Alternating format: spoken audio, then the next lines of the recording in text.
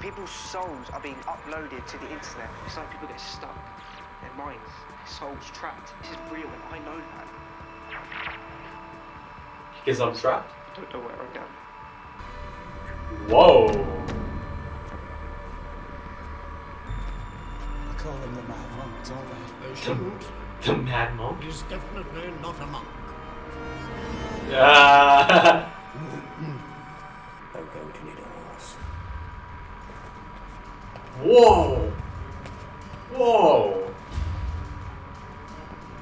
Is that her? The woman twice dead.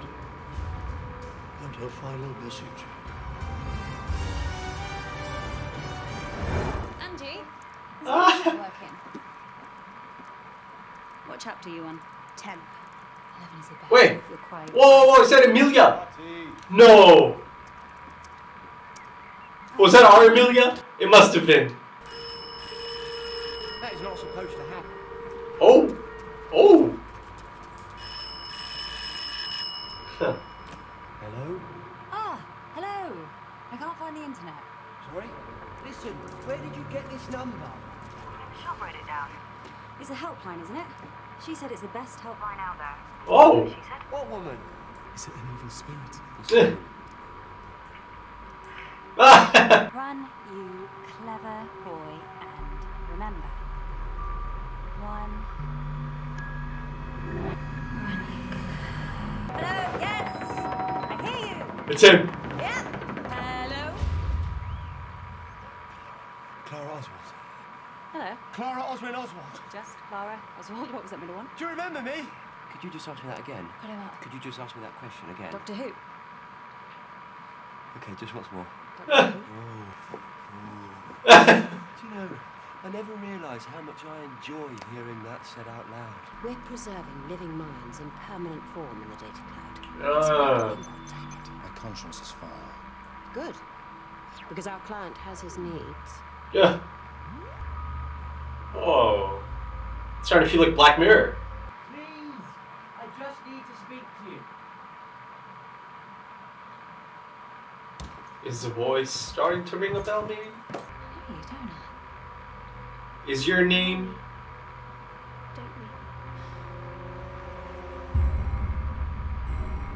Amelia Williams, it is.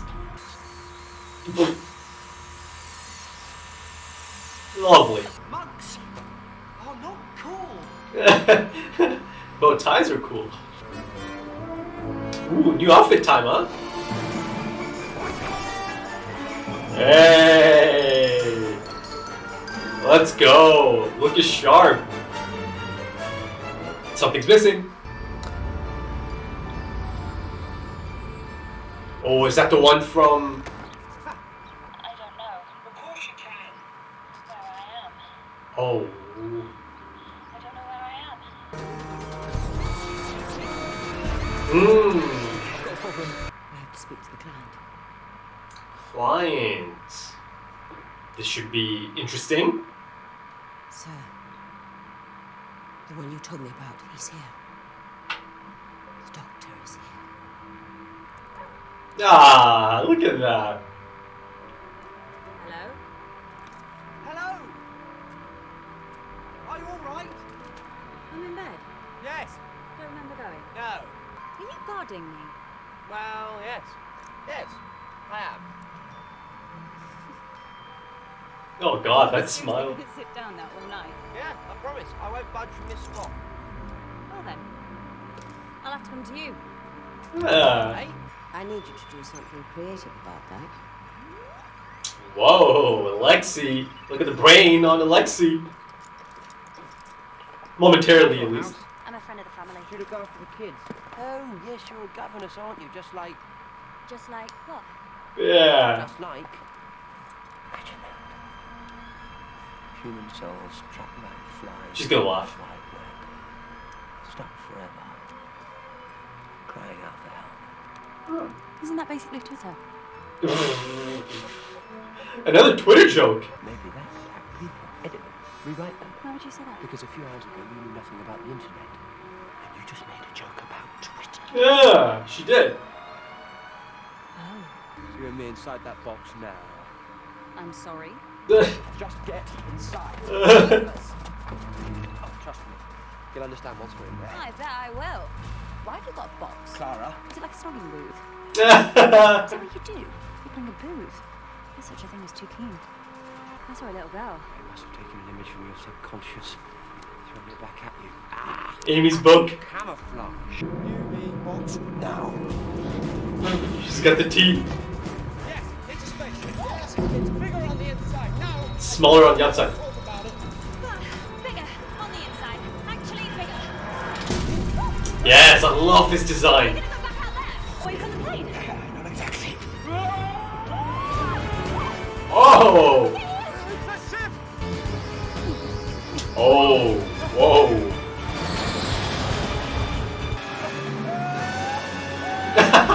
That should help.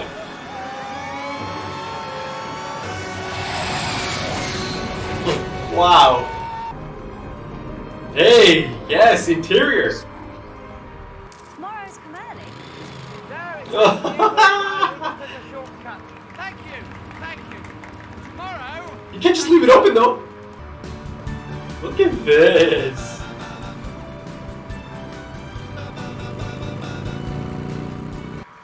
They've got to be close. Wow, look at the jacket, loving it. Distribution. I can hack the lowest level Great of the shot. operating system, but I can't establish a physical location. The security is too good. Are you an alien? I am. Yes, okay with that. Fine, yeah. I think I'm fine. Oh, good. It's never about the security. It's about the people. Look at those boots. Yes, doctor. You're young. Shouldn't you be doing, the young things? Oh Young people. What, you mean like you, for instance? Damn, boy. No. I didn't. Shut up. Oh god. It's smart. Setting up stuff. Need a username. Learning fast. Clara Oswald for the win. Oswin. Ah! Oswin. Seems that's my name. Found them. The Shard. They're in the Shard, floor 65. Floor 65. Are you listening to me, Doctor? I found them. I'm listening to you. You found them. Oh!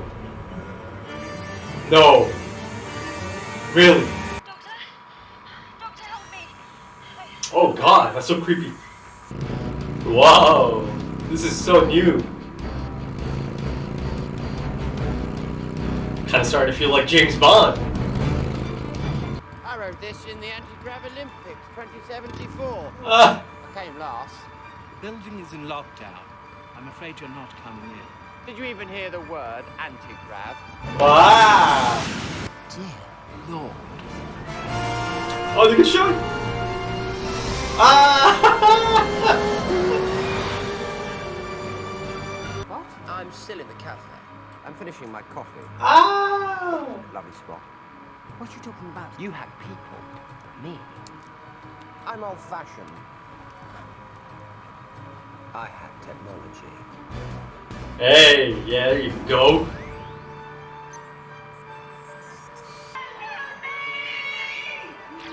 Yes, ma'am. Do what she says. And she's back.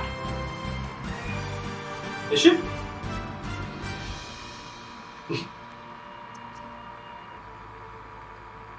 Unit here? Whoa. Friends of the Doctor, I presume. Oh, old friends. Whoa. Old friends. Then I appear to have failed you, Great Intelligence. The great I have intelligence. feasted on many minds. I have grown. But now, it is time for you to reduce. Mom, identify yourself. Where are my mum and dad? Oh, yeah, I was gonna say she's sitting on the ground. Little girl. They said they wouldn't be long. Because I'm still going. You don't run out on the people you care about. Wish I was more like that. You know. It is a time machine. Time machine, though.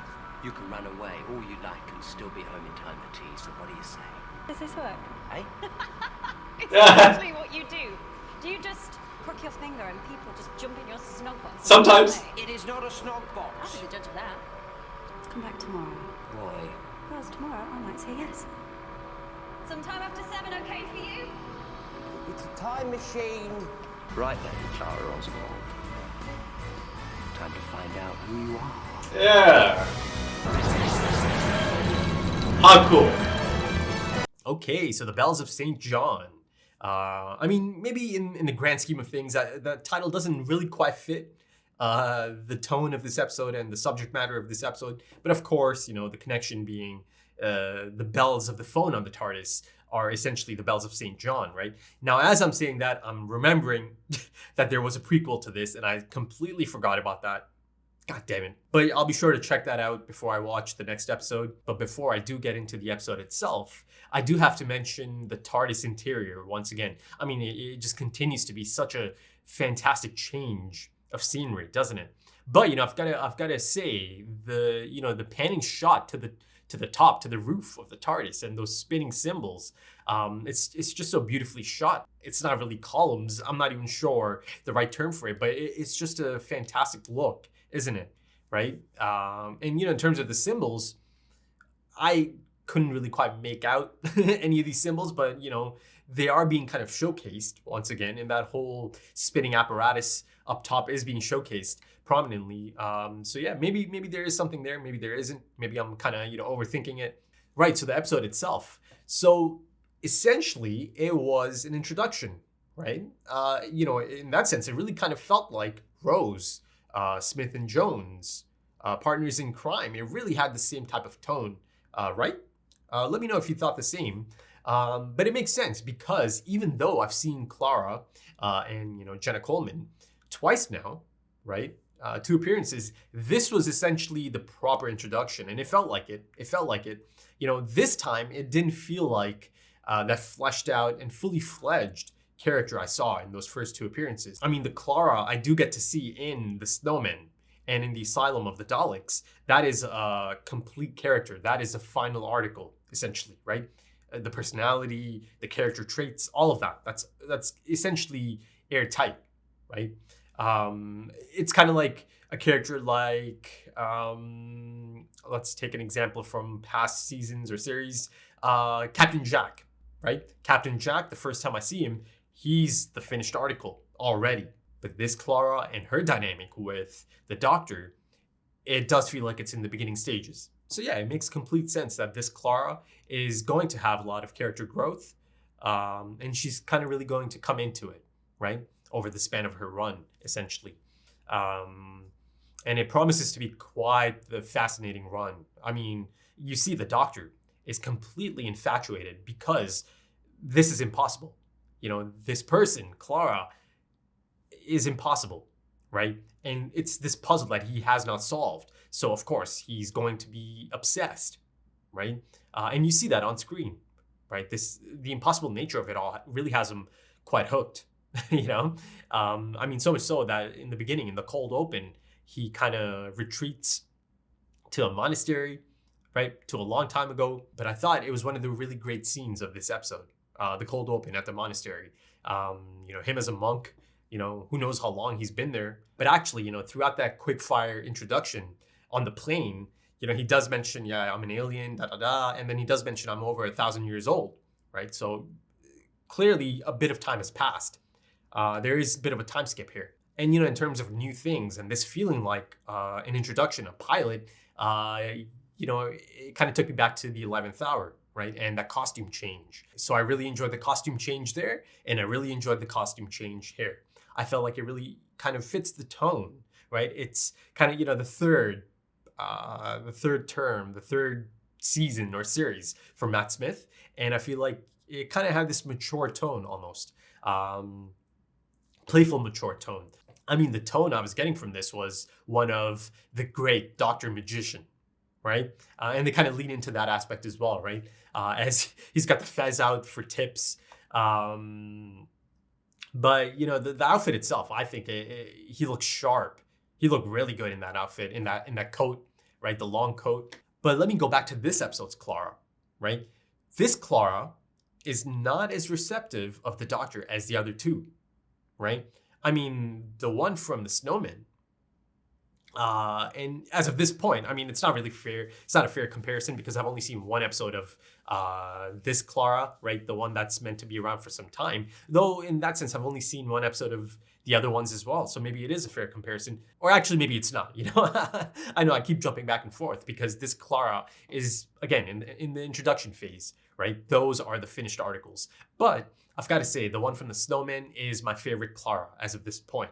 Right now, that Clara, you know, she had this, I don't know, this internal urge to kind of pursue the Doctor and learn more about the Doctor, right? There was this attachment, right, that she was attracted to the Doctor. And I'm not speaking of romantic attraction, you know, maybe there's a slight bit of that as well, but you know, it's not really overdone. There's certainly banter and flirting, that's for sure. But you know, the attraction I'm speaking of is that she is drawn to the figure, to this Doctor figure, right? And Oswin from the Asylum of the Daleks, you know, the chemistry is immediate. She's also really quite receptive of the Doctor, but this Clara, not so much. Again, it makes sense. It makes sense. But you know, maybe there's something to that. I'm not sure yet. You know, it's still early days. But you know, in terms of similarities and things continuing, you know, the on-screen chemistry, of course, Smith and Coleman, fantastic on-screen partners. Once again, you know, Coleman is going toe-to-toe, line for line, equals. That, you know, that idea of equals is certainly present once again in this episode, right? You know, a thing that's quite noticeable at this point is that this character, Clara, she's not really asking questions, she's demanding answers, right? And like I mentioned during the discussion for the last episode, The Snowman, I like this. I like this approach. I like this dynamic.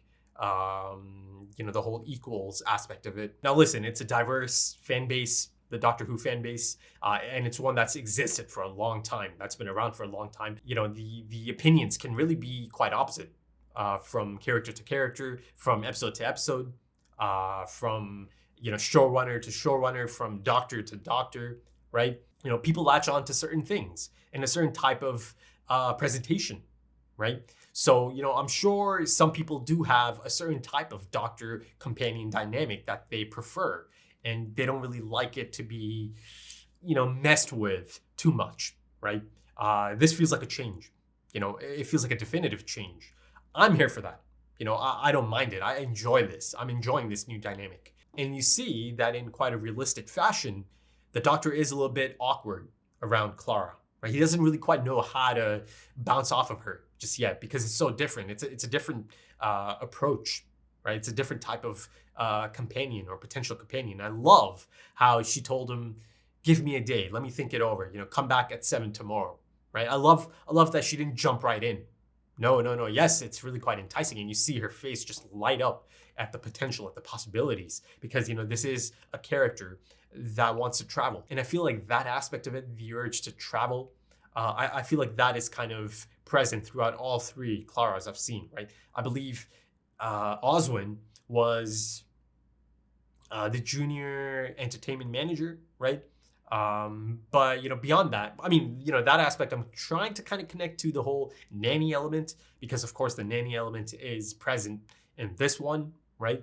And also in The Snowman. You know, I was kind of trying to see if there is a bit of that in Oswin as well. Maybe, I don't know, you know, it depends on the job description, right? I'm not really even sure, you know, the responsibilities a junior entertainment manager might have.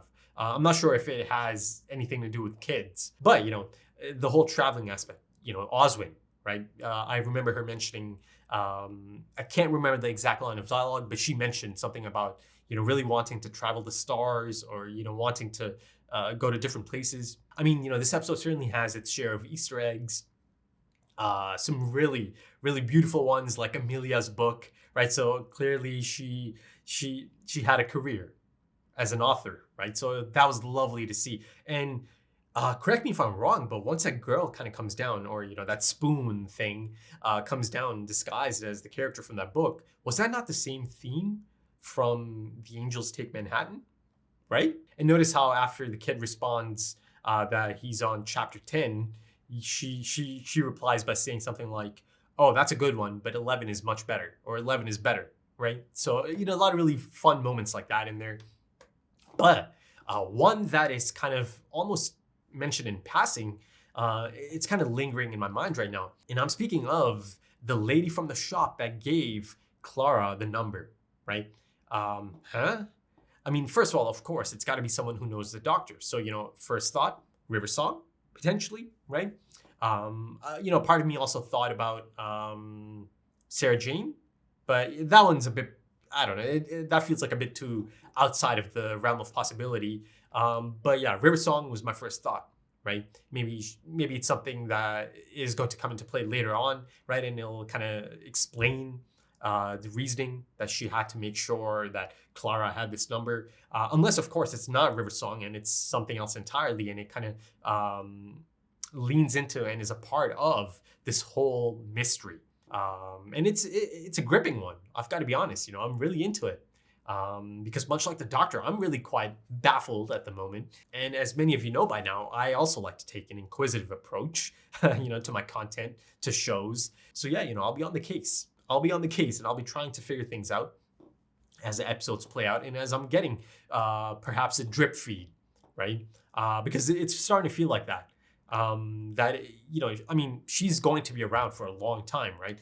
Because there's an overlap, right? She does move on to Capaldi's Doctor. So it is probably going to be a drip feed of clues and hints that I can, you know, maybe try to bring together and kind of throw some theories out there. Ooh, also, before I forget, that painting. Now, was that just the Doctor who got someone to paint it, right? Back in those times? Or was it actually a painting that he found and kind of studies and kind of just has there? I think maybe I'm overthinking it. It could be one of those situations. Maybe it is just a painting he had someone paint, right? I guess he described it and someone painted it, or maybe not. I don't know. You know, that's why I'm asking the question. But in terms of the episode as a whole, you know, it had a really specific tone. You know, it really did feel like a action thriller, spy thriller, and you know, the main plot. There's some intriguing elements there. You know, I feel like as a whole, it's a decent episode, right? Again, as you might have noticed by now, I was really gravitating towards, you know, the Clara and the Doctor dynamic and the Clara dynamic and that whole aspect, that mystery. I feel like the plot kind of takes a bit of a backseat in this one. And yeah, it does have a lot of great set pieces. It does. You know, one of the standouts is the one that transitions from inside the Tardis to the plane, right? I mean, that scene is kind of like a fine balance of almost being a little bit silly as well, right? But you know, the actual sequence itself, the transitioning, I thought that was really quite fantastic. And then of course, a lot of the on-location stuff in London, I thought that was fantastic, especially them on the bike. You know, there's that one sequence. I would love to see the behind the scenes for that. I mean, I know how that type of shot is filmed, and I'm speaking of, you know, the dialogue as they are on the bike, right? And the camera panning around them, right? I know how that type of shot is filmed, but I still want to see it, you know? I can never get enough of that, the behind the scenes stuff.